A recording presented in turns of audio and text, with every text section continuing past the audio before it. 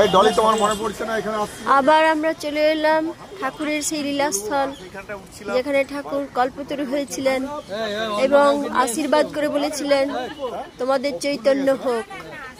ঠাকুরের কাছে প্রণাম করতে গেলে মোবাইলটা বন্ধ করে দেব, সবাই মোবাইলটা সাইলেন্স করে দেবো।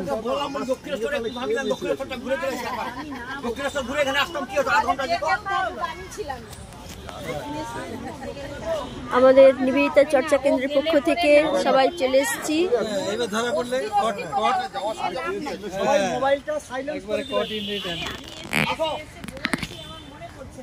তোমার মনে পড়বে না, ফটো দেখাবো।